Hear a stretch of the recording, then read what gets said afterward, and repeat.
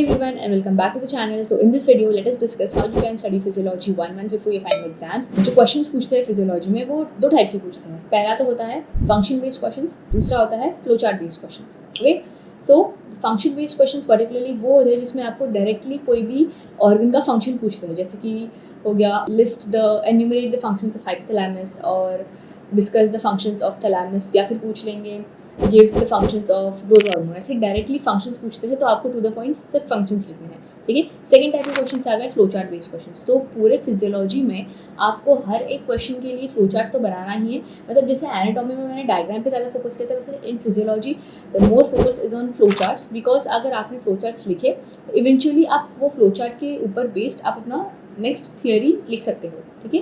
Diagram से इसमें भी आपको बना फ्लो चार्ट में जैसे हो गया आपको पूछ लिया मिल्क इजैकुलेशन रिफ्लेक्स को एक्सप्लेन करो. सेकंड हो गया क्वेश्चन आ सकता है बीपी रेगुलेशन क्या होता है वो बताओ. तो जैसे मिल्क इजैकुलेशन रिफ्लेक्स या बीपी रेगुलेशन ऐसे क्वेश्चन आए तो इसमें आपको फ्लो चार्ट से बनाने हैं, एक्सप्लेन करना है. ठीक है. अगर आपके कॉन्सेप्ट्स क्लियर होंगे पहले से ही तो फिर you can make the flow charts in your own language and secure the good marks. Books की बात अगर हम करें उससे पहले let me tell you the importance of PYQs, previous years questions. अगर आप स्टार्टिंग से भी पढ़ रहे हो या अगर आप एक महीने पहले से भी पढ़ रहे हो, previous years questions are the real game changers, so focus on them first.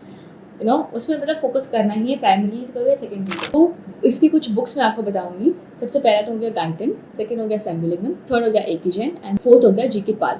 So personally मैंने सेम्बुलिंगम यूज़ की थी. Guyton is a very good book, but सब ऐसा बोलते हैं कॉलेजेस में कि गाइटन पढ़ा तो ही अच्छे मार्क्स लाओगे. गाइटन प्रिपरेटरी टाइम अगर आपके पास ज़्यादा है तो यू कैन रीड गाइटन, क्योंकि इसमें काफ़ी अच्छी तरीके से कॉन्सेप्ट्स दिए हैं. लैंग्वेज थोड़ी डिफिकल्ट है एंड मल्टी कॉन्सेप्ट्स है उसमें. सो वो गाइटन पढ़ने के लिए आपको थोड़ा ज़्यादा टाइम देना पड़ेगा और यूट्यूब पे वीडियो लेक्चर्स देखने पड़ेंगे ऑनलाइन रिसोर्सेज के थ्रू. ठीक है. Now there are two types of students जो स्टार्टिंग से पढ़ते हैं और जो एक मंथ पहले पढ़ते हैं. So let me tell you, अगर आप एक मंथ पहले पढ़ रहे हो तो गाइटन को भूल जाओ, टेक AK पाल या फिर Sembulingam. Sembulingam is the best, I would say. GK Pal तक भी मत जाना. सेम्बुलिंगम में लैंग्वेज काफ़ी इजी दी गई है और आप एक दिन में बैठकर एक चैप्टर्स अच्छे से कंप्लीट कर सकते हो. हाँ, CNS CVS ऐसे बड़े सिस्टम्स के लिए आपको 2-3 दिन जाएंगे, but Sembulingam is the recommended book if you are starting 1 month before the exam. और अगर आप स्टार्ट से भी पढ़ रहे हो तो सेम्बुलिंगम भी काफ़ी अच्छा है. सेम्बुलिंगम से आप एग्ज़ाम पास कर पाओगे, बट अगर आपको अच्छा स्कोर करना है तो GK Pal and Guyton are the good books. आप कोई भी सिस्टम अगर स्टार्ट कर रहे हो तो उसे कोई एक वीडियो लेक्चर्स के साथ स्टार्ट करना. मतलब आपने सपोज CNS स्टार्ट किया है तो ले the doctor Najeeb lectures on YouTube and आपकी बुक आप साथ में रखो और पैसिवली रीड करते जाओ. वीडियो देख लिया, रीड करो, वीडियो देख लिया, ये टॉपिक से क्या प्रीवियस ईयर्स क्वेश्चंस पूछे गए हैं. सो यहाँ है असली गेम चेंजर. आपने वीडियोस देखे, आपने बुक पे पैसिवली रीड किया, आपने आपके रफ नोट्स बनाए, अभी आप जाओगे प्रीवियस ईयर्स क्वेश्चंस पे. ठीक है.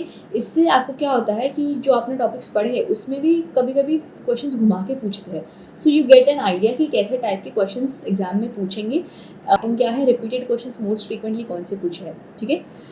ये सारे टॉपिक्स का आप अपने एक रफ बुक में फ्लो चार्ट्स बनाओ और फ्लो चार्ट्स बना के अपने छोटे छोटे नोट्स बनाओ. तो इससे क्या होगा, आपने वीडियो लेक्चर्स भी देख लिए, पैसिवली रीड भी कर लिया, आपका टेक्स्ट बुक भी रीडिंग हो गया, प्रीवियस ईयर्स क्वेश्चंस भी आपने देख लिए और आपके पास एक नोट्स भी तैयार हो जाते हैं. Make sure you make a bunch of previous years question papers जो आपके पास पेपर के फॉर्म में होगा. अगर आपको क्वेश्चन पेपर्स चाहिए तो make sure you join my Telegram channel, और अगर कुछ टॉपिक्स चाहिए तो you can follow my Instagram account rehab Ninja. जब आप नोट्स बनाओगे फ्लो चार्ट्स के या फिर फंक्शंस के तो एग्जाम टाइम में क्या होगा, आप फटाफट उसे गो थ्रू कर सकते हो कि ओके इसकी फंक्शन ये है, इसका फ्लो चार्ट ये है. फ्लो चार्ट ज़्यादा अच्छे से याद रहता है as compare to answer writing form, क्योंकि आंसर में आपको पूरा हर एक वर्ड लिखना पड़ता है. फ्लो चार्ट में आपने ऐसे ऐसे बस गो थ्रू कर लिया, आपके दिमाग में बैठ गया, बात खत्म उधर. How you can read physiology is link करो सब्जेक्ट्स को. जैसे आपने CNS इन एनाटॉमी पढ़ लिया तो यू नो कि कौन सा स्ट्रक्चर ब्रेन का किधर है. ठीक है. लिंक दैट टू फिजियोलॉजी में आप उसी स्ट्रक्चर्स का फंक्शंस पढ़ोगे.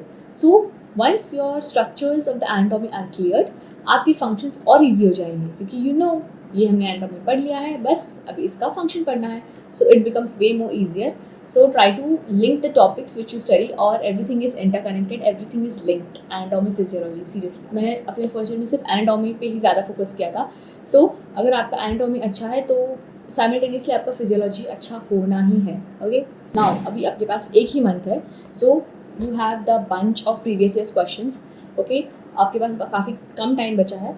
अगर आप बैठोगे सुबह 8 बजे से लेकर शाम को 5 बजे तक, तो definitely you will complete one system, small systems like हो गया मसल फिजियोलॉजी, RS हो गया, ऐसे छोटे सिस्टम्स आप आराम से कंप्लीट कर सकते हो. बीच में 1-2 ब्रेक्स ले लेना. Okay, do not worry about it.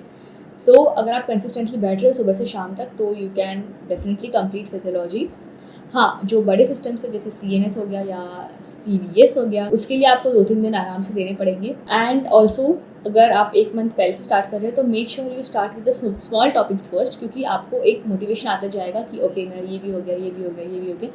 फिर आप मेजर टॉपिक्स पे आओ, क्योंकि मेजर टॉपिक्स के लिए आपके पास फिर दिन भी बचे होंगे और आपके पास एक काइंड ऑफ मोटिवेशन भी रहेगा कि ओके मैंने इतने टॉपिक्स कवर कर लिए, now I have to cover and focus only on these 2 or 3 major topics. Okay, so आपने जो छोटे टॉपिक्स पढ़े हैं उसके आपके पास फ्लो चार्ट्स भी रहेंगे, नोट्स भी रहेंगे. सो उसका भी आपको एक रिलीफ रहेगा कि एग्जाम टाइम पे मुझे सिर्फ ये नोट्स गो थ्रू करने हैं. ब्लड, CNS और CVS के लिए आपको 2 से 3 दिन तो देने ही पड़ेंगे. CNS के लिए आप 3 दिन पकड़ के चलना, CVS के लिए आप 2 दिन पकड़ के चलना. ब्लड के लिए it depends on your speed. And जैसे मैं अपने हर वीडियो में बोलती हूँ, आपको टेंशन बिल्कुल नहीं लेना है. You have to relax your mind, calm your self and read, क्योंकि अगर आप पैनिक करके पढ़ोगे, टेंशन लेके पढ़ोगे, तो कुछ भी दिमाग में नहीं जाने वाला है. So relax. जो यही स्ट्रैटेजी मैंने आपको बताई अभी कि वीडियो लेक्चर्स देखने हैं, पैसिव रीड करना है, नोट्स बनाने हैं, जो प्रीवियस ईयर्स क्वेश्चंस है वो टॉपिक के रिलेटेड उसे भी अच्छे से पढ़ना है. यही स्ट्रैटेजी अगर आप स्टार्टिंग से पढ़ोगे, definitely you will score very good marks in your physiology exams. Again, if you have any doubts, you can mention them in the comments. I'm here to help you all. अगर आपने अब तक subscribe नहीं किया तो please जल्दी से जाके सब्सक्राइब करो और कमेंट्स करो यार, क्योंकि कमेंट्स से क्या होता है ना कि एंगेजमेंट बढ़ती है. आपको वीडियो अच्छी लगी हो तो उसके ऊपर कुछ कमेंट कर दो, कोई डाउट्स हो तो अपने डाउट्स कमेंट कर दो.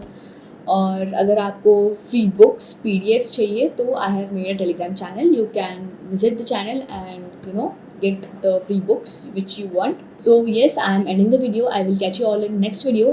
I hope आपको कुछ ना कुछ हेल्प ज़रूर हुई होगी इस वीडियो से और थोड़ा बहुत मोटिवेशन भी आ गया होगा पढ़ने का.